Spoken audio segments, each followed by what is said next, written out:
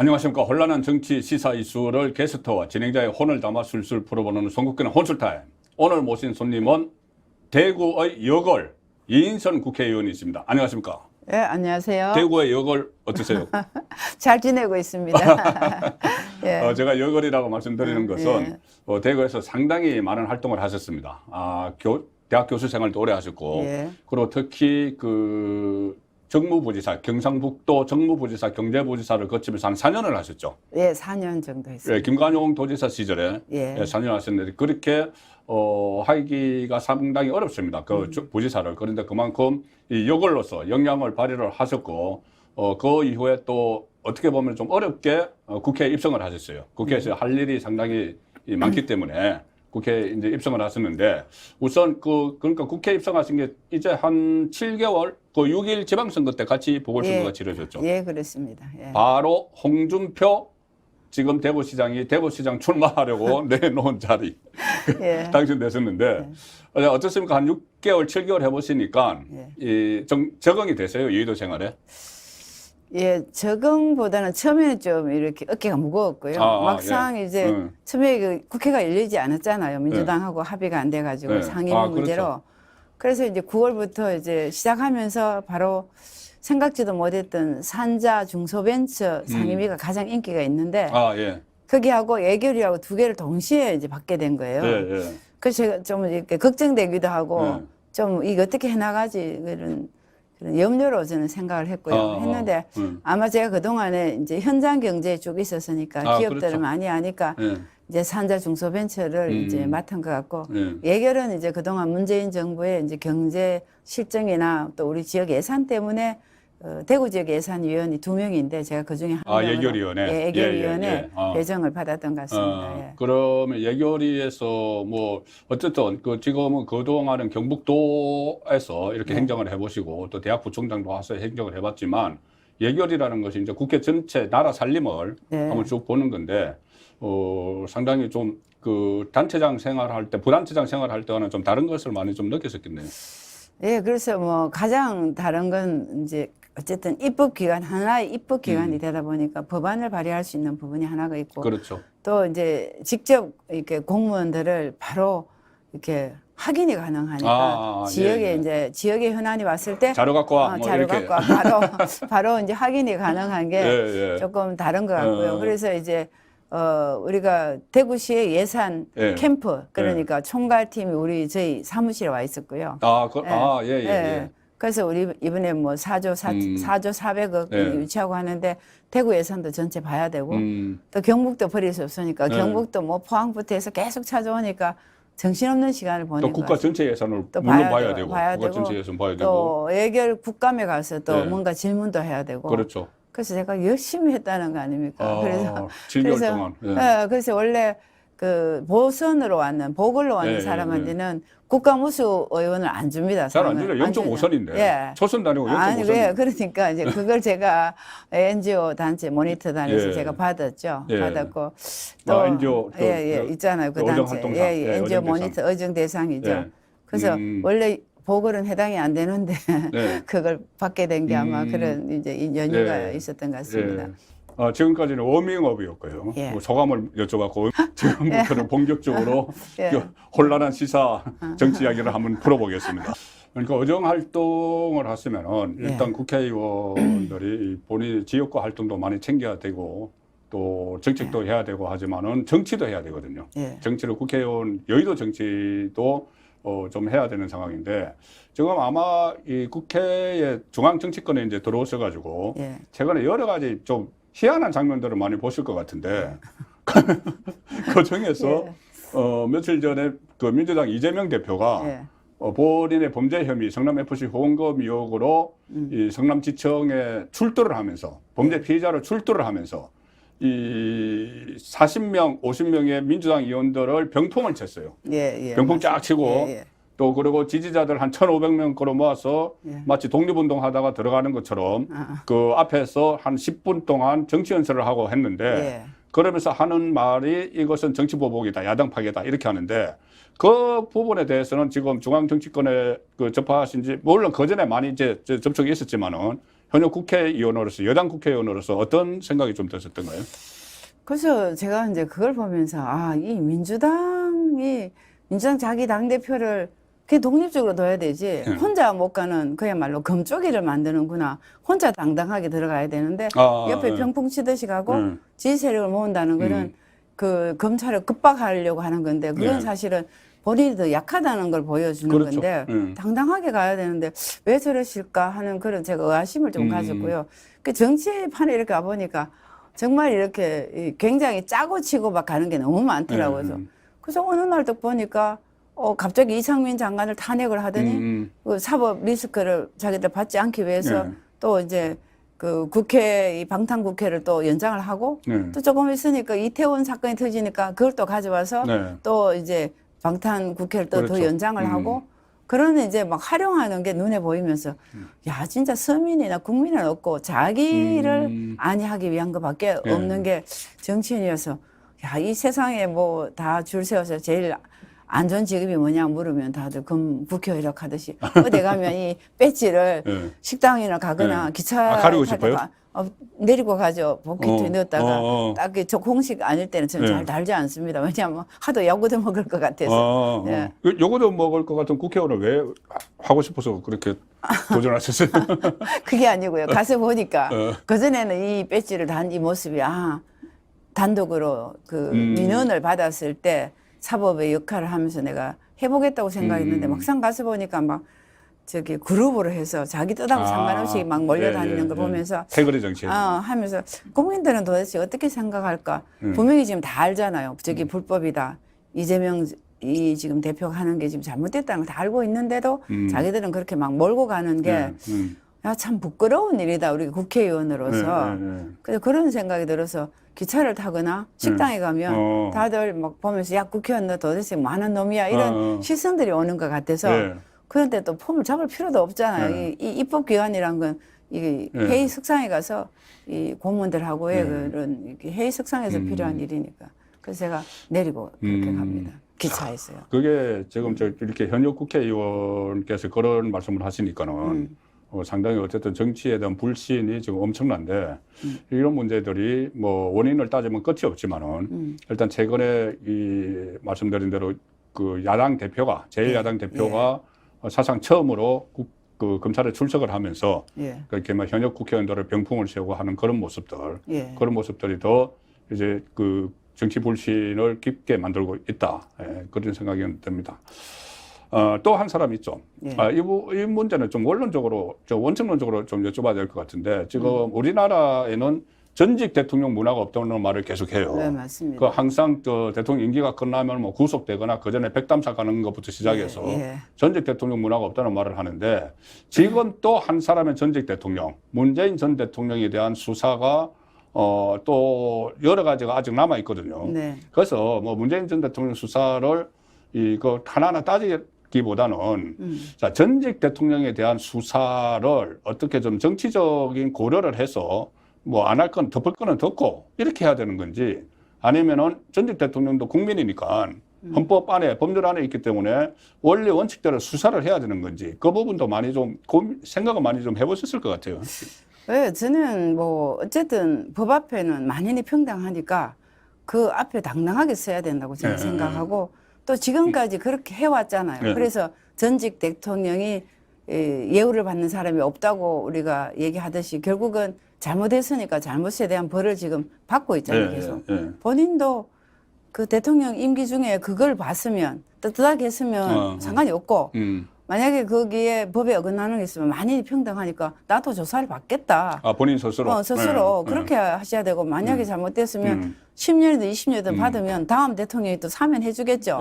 그렇지만 법 앞에는 평등해야 된다고 생각하고 이미 그 본인이 그렇게 했으니까. 그렇잖아요. 그래서 그건 나는 그렇게 하지 않고 앞에는 그렇게 했으니까 안 하고 싶다 하는 그거는 조금 저는 평등에 어긋난다고 생각을 하고 있습니다.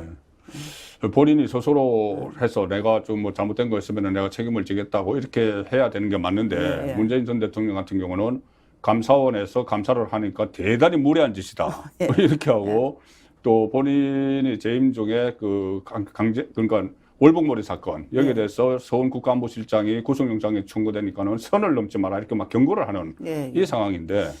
그러니까 그게 보니까 너무 제왕적이고 아무리 야당이 지금 거대 야당이라 하더라도 그런 이 태도를 보면서 우리 국민들은 해도 너무하다 그렇게 생각을 대부분 하고 있는 것 같습니다. 그래서 우리는 뭐 국민들은 대부분 그 검찰에는 안에 있지 않지만 없는 죄를 가져오지는 않을 테고 죄가 있다면 그게 대해서 어느 정도의 각도에 따라서 차이가 나겠지만 받아야 된다고 생각하고 그렇죠. 저는 전직 대통령 계속 그래 해왔는데 본인은 그러면 나는 야당을 거느리고 있으니까 나는 건드리지 마라, 선을 넘지 마라, 무례하다 막 이렇게 워딩하는 게 저는 조금 이해가 가지 않는. 본인 재임 기간에 그 전직 대통령 이명박 전 대통령도 구속이 됐고 박근혜 전 대통령 다 됐잖아요. 그리고 뭐 엄청난 그 사람들이 그 청와대에 있었던 사람들 또 국정원장 다 뭐 구속이 되고 하는 상황이 있었는데 어쨌든 뭐 그 조사는 하되 처벌은 하지 않는다 뭐 이런 이야기까지 나오고 있지만 어쨌든 조사는 다 철저하게 수사는 다 해야 될 것 같아요. 예, 저는 그렇게 생각합니다. 이번에 그래서 어쨌든 그런 문제 때문에 문재인 전 대통령의 그런 그 뭐 반칙과 특권, 뭐 조국 사태, 윤미향 사태 이런 것 때문에 결국은 그 정치를 전혀 할 생각이 없던 윤석열 대통령이 집권을 하게 됐어요. 수사를 했던. 자, 그런데 윤석열 대통령 후보 시절에 역할을 하셨나요? 이인선 의원님께서. 저는 대구 경북의 그 전체 그 유세에 관련돼서 이제 본부장을 맡았죠. 아, 유세본부장. 대구 경북 유세본부장. 그러면 서문시장 갈 때 같이 계속 동행을 하시고 유세할 때. 유세본부장이라기보다는 경선할 때 경선 본부장을 맡아서 경선 캠프에. 경선 캠프에. 경선 캠프 본부장. 이제 대통령 후보가 우리 정해지고 나서는 우리 대구에서는 나름대로 내 분야에 이렇게 중구 일을 했어야 됐기 때문에 이제 그렇게 했는데 경선 때 후보 경선 때. 그리고 대통령 인수위 출범했을 때는 그 또 역할을 맡으셨잖아요. 인수위 때는 지역 균형 발전 특위에 가서 제가 이제 했는 게 김병준 위원장이 맡았죠. 그래서 그때 이제 저는 대구 경북 신공항도 있고 그리고 지금까지 지방이라는 게 너무 홀대를 받았으니 이 윤석열 대통령은 적어도 다음에 정권을 잡고 싶거나 정치를 하고 싶어하는 분이 아니니까 지방을 살려주겠다 생각했는데 사실 지방에는 대통령 선거에는 표가 별로 없습니다. 수도권이 있기 때문에. 그렇죠. 그렇지만 제가 전국적으로 돌면서 정치를 하고자 안 했는데 정치를 하게 됐잖아요. 그래서 못하는 일을 해주고 갈 수 있는 사람이라고 생각을 저는 했었고요. 대통령에 대해서. 그리고 우리가 그분을 대통령으로 이렇게 후보를 만들어서 올 때는 이 사람을 두고 우리가 정치를 잘하기를 바랬다기보다는 앞에 세상에서 워낙 힘들었으니까 세금부터 뭐 우리 뭐 일자리부터 다 힘들었으니까 그것 좀 바로 잡아줄 수 있을 거라는 기대가 더 컸다고 저는 생각합니다. 그런데 그것도 언니는 잘하고 정치도 잘하라 하면 두 개 다는 잘하기 조금 어렵고요. 우리 바람은 그렇지 않았던 것 같아요. 정치를 잘하기 원했으면 정치권에 있었던 사람 중에서 뽑았어야 돼요. 그렇죠. 그래서 일단 그 대통령이 됐는데 그 오늘 갤럽 여론조사 결과를 보면은 지금 7주 동안 상승을 하다가 그러니까 어제 나온 조사입니다. 7주 동안 상승을 하다가 그 어제 조사에서는 또 2%포인트가 떨어졌어요. 떨어졌는데 그동안 또 상당히 그 지지율이 저조했고 지금 그 일단 떨어지는 건 저는 이제 조정기에 들어왔다고 보는데 그러니까 전체적으로 지지율이 그 초반에 저조했던 이유 그리고 그다음에 이제 상승하는 이유 이거는 뭐라고 보세요?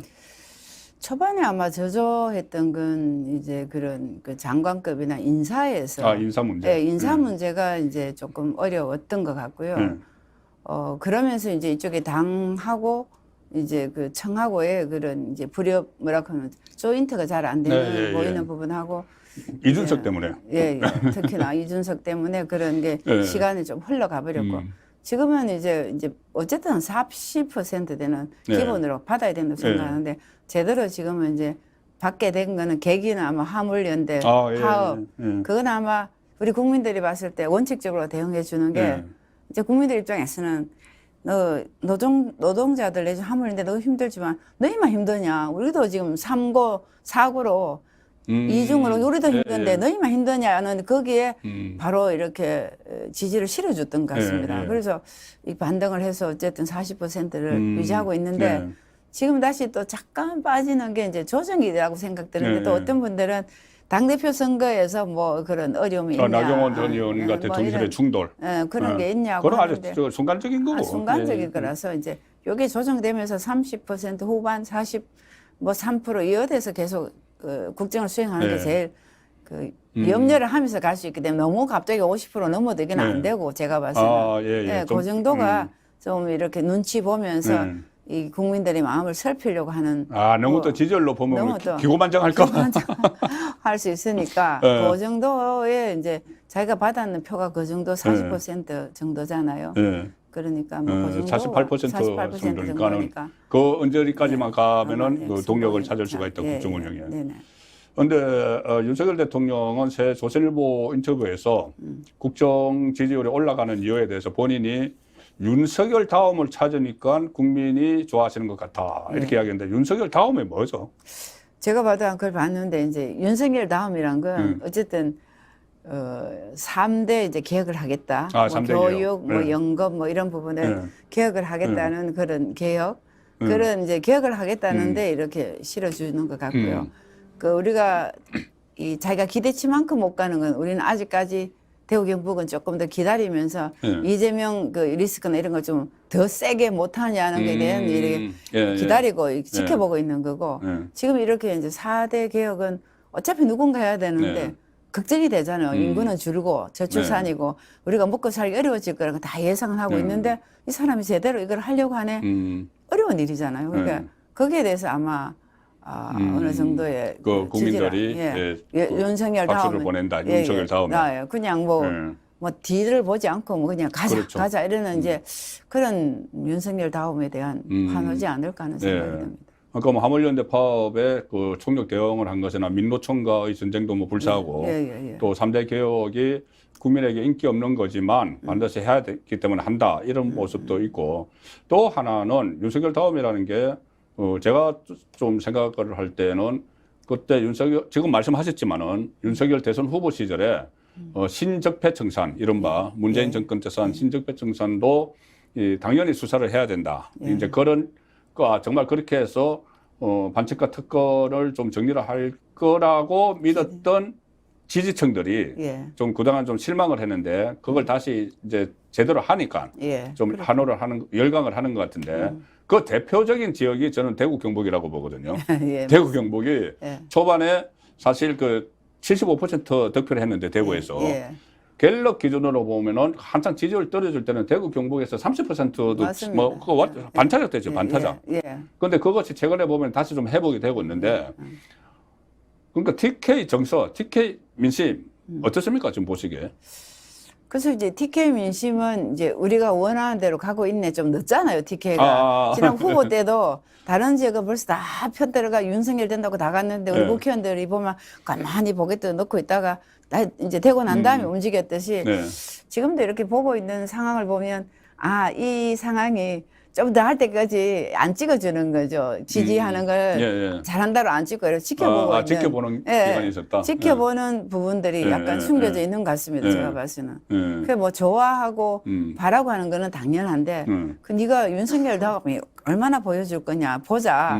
이런 이제 지켜보는 게 좀 있는 것 같습니다. 진짜 믿을 수 있는 한우. 한우 거세우의 최고 풍미와 육질. 높은 산 깊은 골, 청정 자연에서 자란 천혜의 선물. 셀럽이 맛으로 검증한 뒤 자신 있게 추천합니다. 소중한 분을 위한 귀한 선물. 명절 특별 선물 세트 스픽스몰에서. 맛있고 좋은 한우.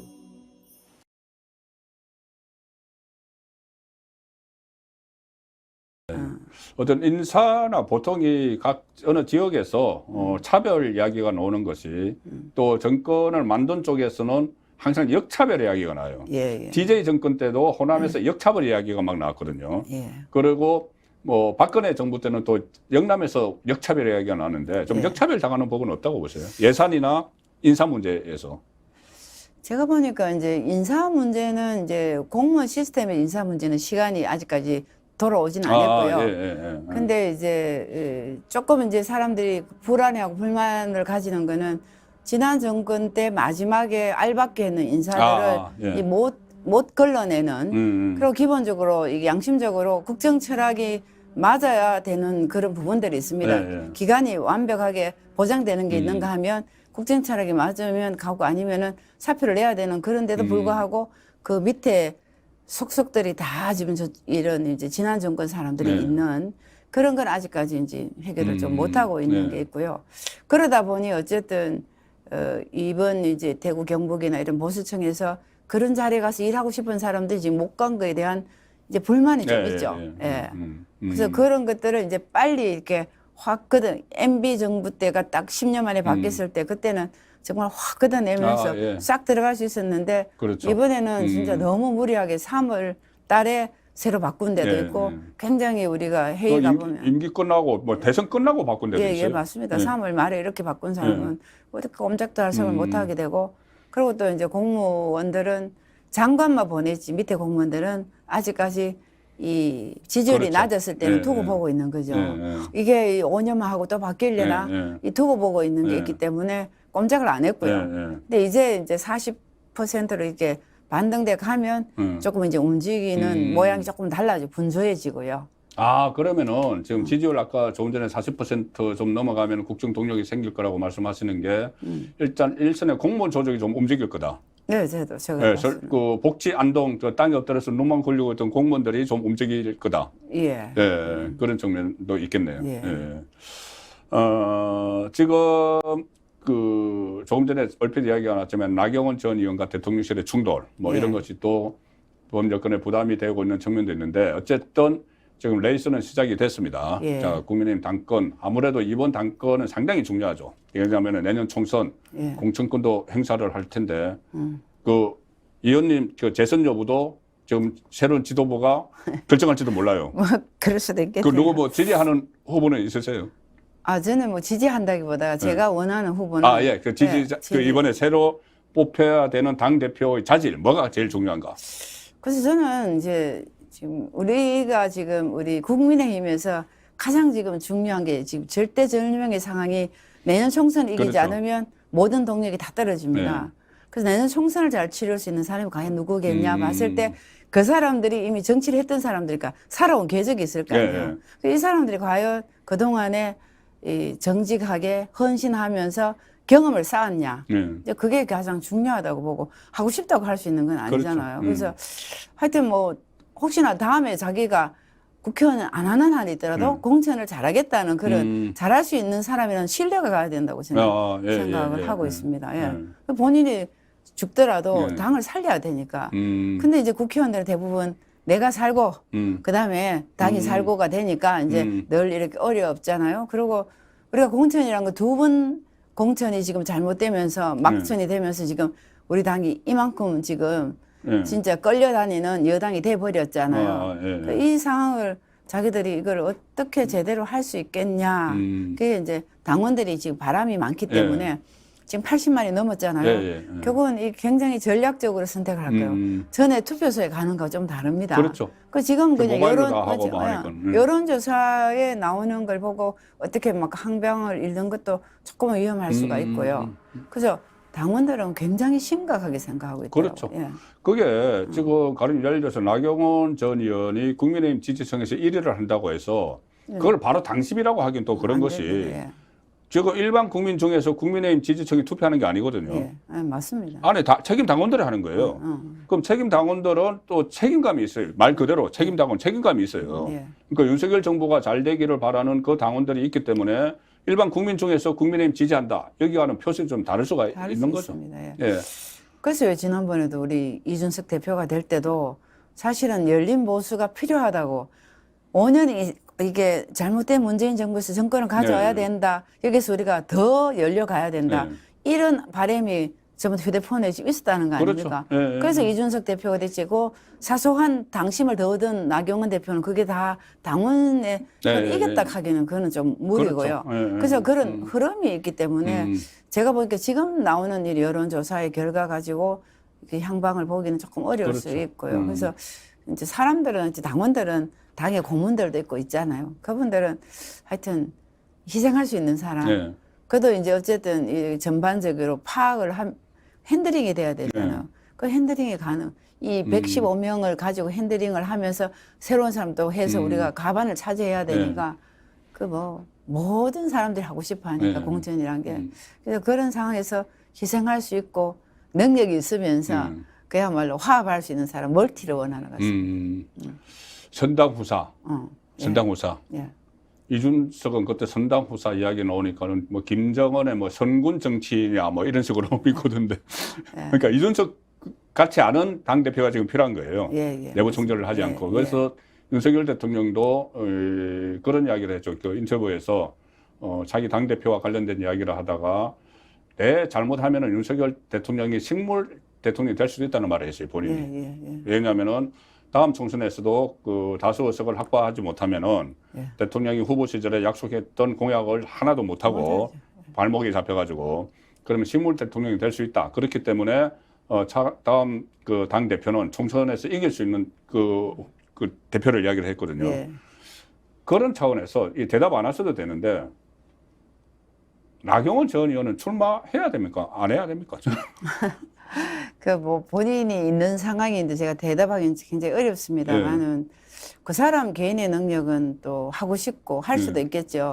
그렇지만 이게 지금 원내에 있는 당 대표가 원내 대표가 있고 우리 당에 이제 멤버들이 있잖아요. 근데 지금은 어쨌든 윤석열 정부의 성공을 위해서는 총선에서 어쨌든 이 조율이 잘 돼야 되는데 그러니까 친정 체제가 구축이 돼야 되거든요.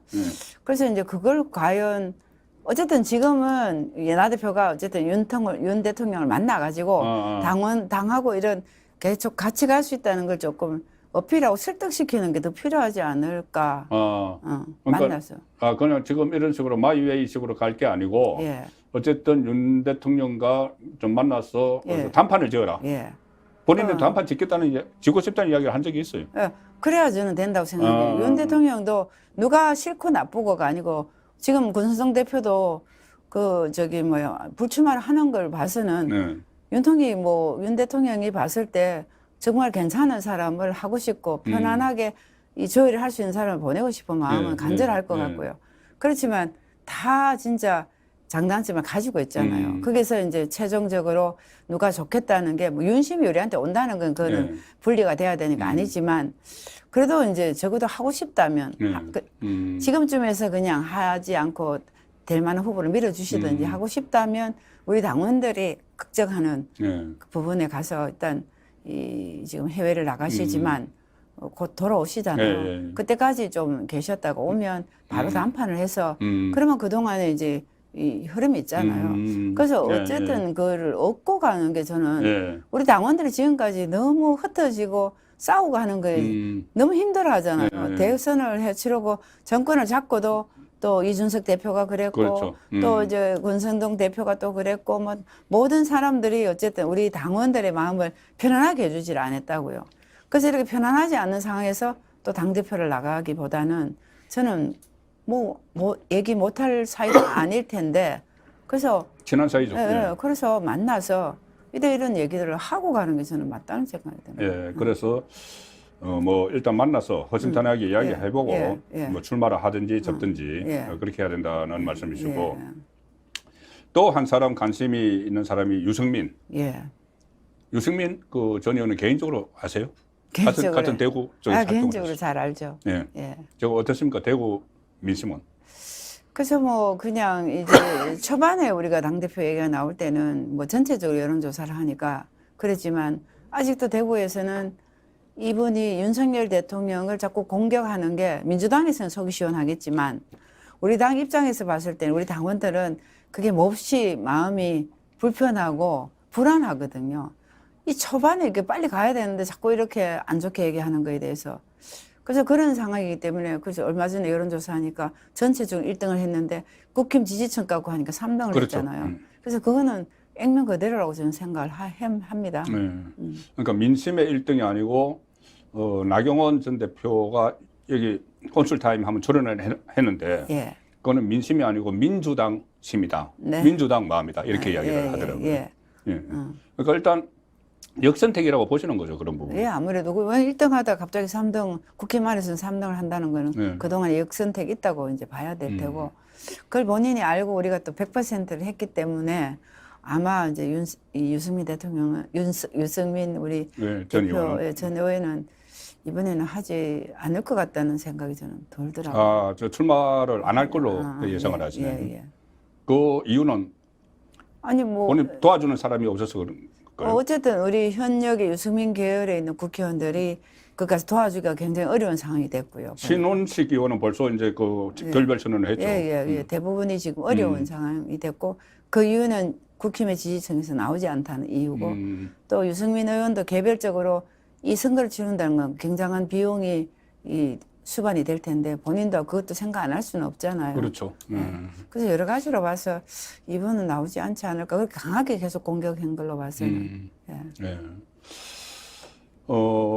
그리고 그 김건희 여사 문제가 지금 계속 또 처음부터 그 민주당에서 김건희 여사를 이제 약한 고리라고 생각을 하고 계속 대선 때부터 계속 공격을 했어요. 그리고 지금도 이재명 리스크의 맞불 놓는 차원에서 김건희 뭐 특검 막 이렇게도 이야기를 하는데 최근에 활동을 굉장히 좀 많이 하는 것 같아요.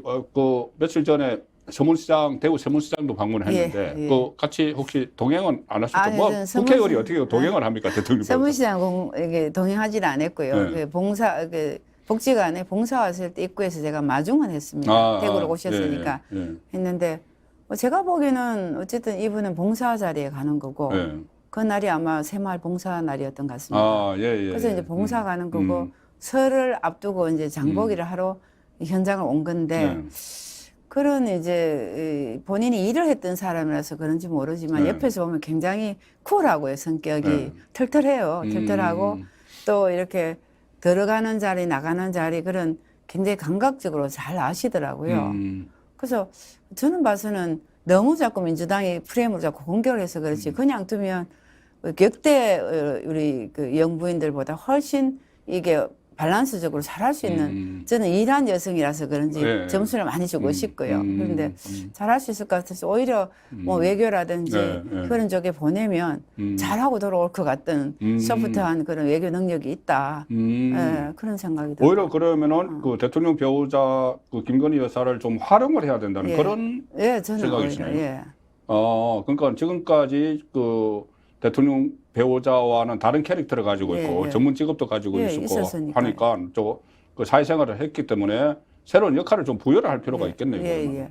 근데 다만 워낙 이제 민주당이 이렇게 지켜보고 있으니까 이 보좌하는 사람들이 좀 섬세하게 그런 이제 이 민주당이 공격하고 싶은 허점이 나오지 않도록 해서 하면 아주 외교적인 부분이나 문화적인 거나 이런 부분에 가서는 우리나라를 대표해서 얘기할 수 있는 굉장히 성공적으로 할 것 같다. 오히려 그냥 그게 저는 뭐 그런 생각을 갖고 있습니다. 그러니까 처음에 또 그런 뭐 분석들이 많이 있었어요. 만약에 그 김건희 여사가 퍼스트 레이디가 되면은 지금까지와는 다른 배우자상을 보여줄 것이다. 그런데 처음부터 이 프레임에 걸려서 제대로 활동을 못하다가 다시 활동을 시작을 했습니다. 자, 마지막 질문으로 이제 국회의원에 어렵게 됐었는데 그러면 국회의원으로서 꿈이 있겠죠.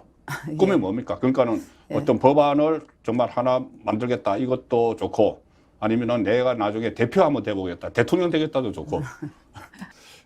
아직 법안 발의는 아직 한 것은 없으시죠? 아직 뭐 얼마 안 됐기 때문에. 아니요, 이제 법안 발의는 이제 많이 해놨고요. 대표 발의. 대표 발의가 벌써 했습니까? 가장 뭐 지금 자랑하고 싶은 법안이나 이런 게 있다면. 뭐 그래도 이제 제일 가능하게 잘 간 거는 이제 보훈처를 보훈부로 바꾸는 법안을 발의했는데 국무위원으로서 활동을 하라고 그게 이제 조직 개편에 맞추어서 조직법 국가조직법상 그게 이제 가도록 지금 대기해 갖고 있습니다. 국무위원 통과해서 그게 여가부를 없애고 또 이 저기 뭐야 보훈처를 보훈부로 바꾸고 하는 그런 이제 법안 1호 법안을 했습니다. 1호 법안이. 그건 제가 이제 독립유공 자손이니까 보훈 관련해서는 해야 되겠다 싶어서 되자 말자 이제 7월 정도에 7월 정도에 이제 국회가 열리지 않을 때 그 법안을 발의했고 그 다음에 이제 법안 발의는 결국은 제일 대표적인 게 수승못 관련해서 예, 수승못이 지금 현재 그 농어촌 공사가 지금 가지고 있는데 100년 전에 이제 농지개량조합에서 만든 곳인데 그걸 이제 농어촌 공사에서 자기들 거니까 그 오리배 띄우는 이제 비용도 뭐 5억을 달라. 수승못. 수승못 지역구가 수성 어르시니까. 예. 가장 핫 이슈가 수승못이니까. 그래서 이제 그 관리 이렇게 그 법안에 보면 농어촌 그 저수지 법에 보면 그 매매 또는 이제 매매 또는 임대할 수 있다 이렇게 돼 있습니다. 그래서 무상양료를 하라는 법안을 개정 법안을 내놓고 있고요. 그래서 그 동안에 이 못이 보니까 홍수 조절도 없고 아무것도 없고 농사도 짓지 않고 신천물을 가져와서 2주 동안 있다가 다시 내보내는 담수 역할만 하더라고요. 그래서 무상양료하라고 이제 개정 법안을 발의를 했죠. 개정 법안을 그래서 이제 부처에서는 지금까지 국회의원들 다 조용했는데 이 사람 도대체 뭐야? 이렇게 이 싸움을 걸어간 거죠, 제가. 그래서 이제 그 부분들을 이제 보면서 야, 이번엔 싸움이 안 될 수도 있겠다. 좀 세니까.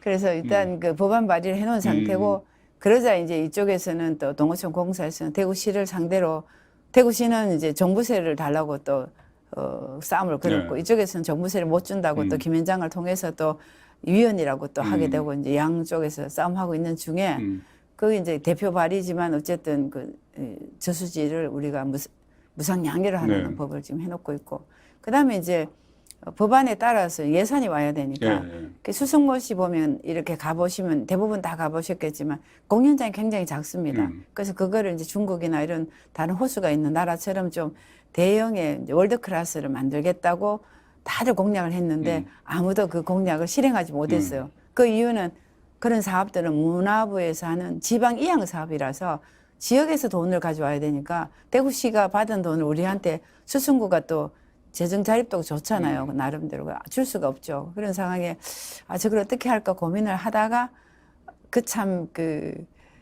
어떤 아이디어는 현장에서 얻는데 이 들안길에 있는 식당의 상인연합회하고 내가 미팅을 하게 됐는데 그분들이 어떻게 얘기하냐면 들안길 마지막에서 브릿지로 연결해서 수승못으로 걷는 길을 연결하면 좋겠다. 그걸 가만히 생각해 그게 좋겠다는 생각이 들어서 국토부 사업으로 수승못 여행자 거리 사업 이제 건설부 쪽으로 바꿔가지고 브릿지를 해서 그 수상공연장 그 안에 이게 숨겨놓은 거죠 사실은. 그래서 이제 그 사업은 국토부 사업으로 가고 있고 문체부 사업은 안 되지만 안 되는 걸로 해서 두 개를 양쪽으로 지금 뒀는데 물론 문체부 사업은 안 되는 거고 여기는 마침 이제 그 수승못 여행자 거리 사업은 국토부 사업으로 이제 해놨는데 사실은 이 3, 4월부터 했던 게 아니기 때문에 안 되죠. 안 되는데 제 특유에 또 세종에 가서 국토부 장관을 만나서 이렇게 예산이 가고 있는데 동의 좀 해달라고 처음부터 가지가 않았으니까. 그래서 이제 국토부에서는 그나마 동의를 해주셔서 얘기를 하니까 제가 마지막 12월 28일 마지막에 그 예산이 들어가게 돼서 제가 굉장히 막 이 예산 주지 않으면 그야말로 무슨 곳에 빠져 죽을 거라고 이제 막 그렇게 얘기를 하면서 그 예산을 받게 됐고 이제 용역비 설계비를 이제 받으면서 이제 사업이 가도록 되어 있습니다. 예. 제가 이번에 CES를 갔다 왔잖아요. 라스베가스에. 그래서 이제 열심히 활동 잘했다고 이제 일 좀 하네 이렇게 돼서 이제 산중위원장이 민주당입니다. 그 위원장이 같이 가자고 마침 이렇게 저한테 기회를 주셔가지고 이제 라스베가스 현장을 가서 그 대기업을 만나고 또 이제 마침 가니까 홍 시장 일행이 왔더라고요. 그 다음 날 이제 같이 만나서 대기업 간하고 같이 이렇게 둘러보면서 제가 보니까 물론 대기업은 그 키워드에 따라서 잘 가고 있고요.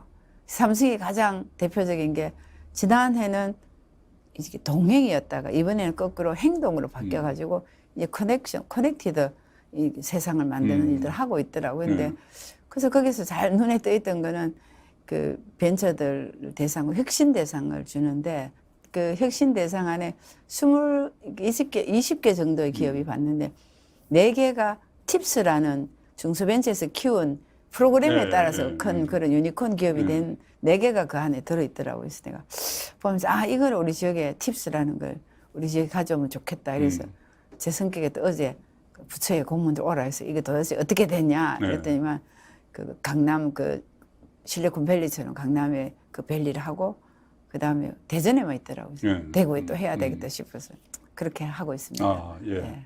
지방에서 이제 국회의원, 우리 지역을 대표해서 국회의원이 됐잖아요. 예. 그러다 보니 우리 이제 지방에 이제 사람이 모이고 기업이 모이고 그야말로 경제적인 중심이 돼서 예. 갔으면 좋겠다는 게 제가 개인적으로 지금까지 온 소박한 꿈이고요. 그래서 제가 마침 오늘 이제 그 경제안정특별위원회에 제가 소속이 되어 있습니다. 아, 예. 예. 그래서 오늘 이제 그런 회의를 하면서 보니까 깡통 전세 때문에 지금 난리가 났잖아요. 예. 그 통계를 보니까 20대, 30대가 많더라고요. 예. 그러면 20대, 30대들이 전용 앱을 통해서 바로 들어가면 이 집이 얼마나 전세가 잡혔고 어떻게 하고를 바로 볼 수 있도록 앱을 좀 네. 만들어서 오픈을 하라고 오늘 네, 제가 네. 이렇게 청을 넣었고요.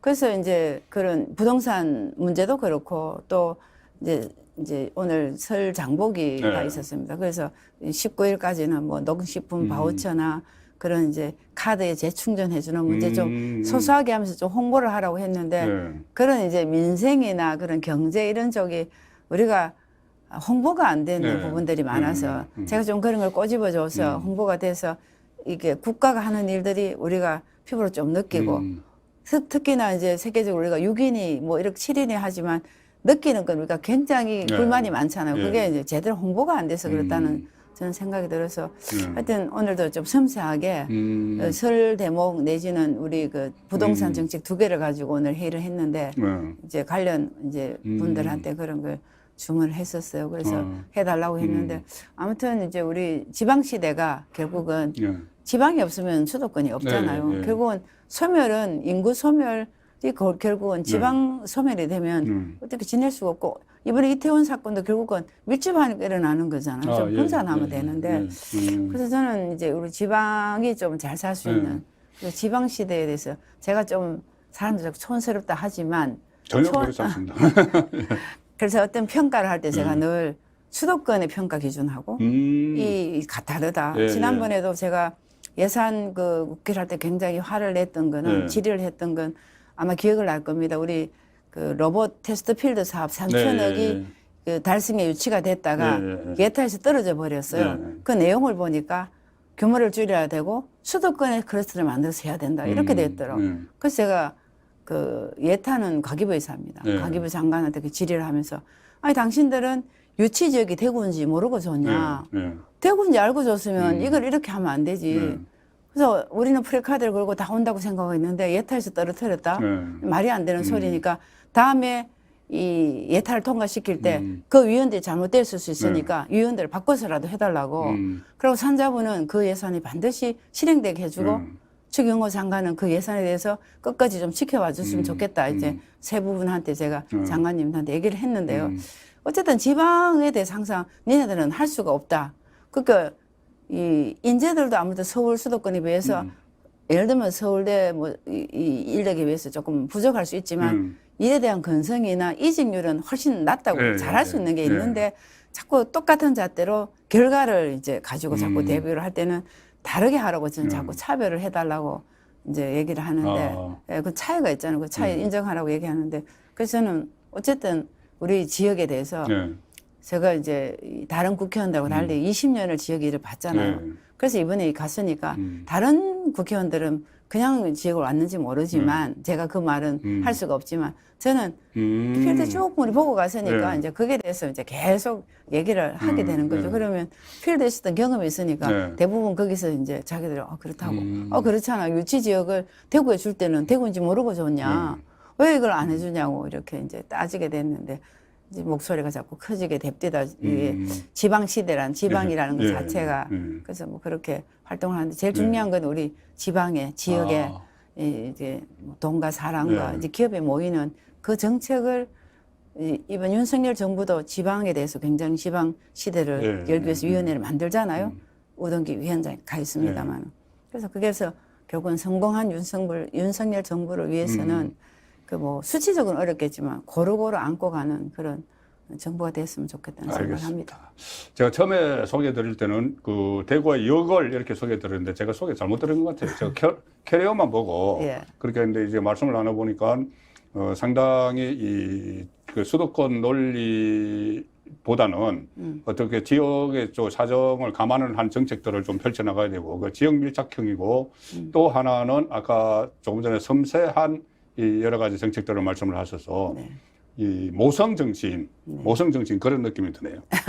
네. 그래서 여걸이라는 타이틀보다는 이 지역 밀착형 모성 정치인 이인선 의원님 모시고 오늘 얘기 나눠봤습니다. 고맙습니다. 네, 감사합니다.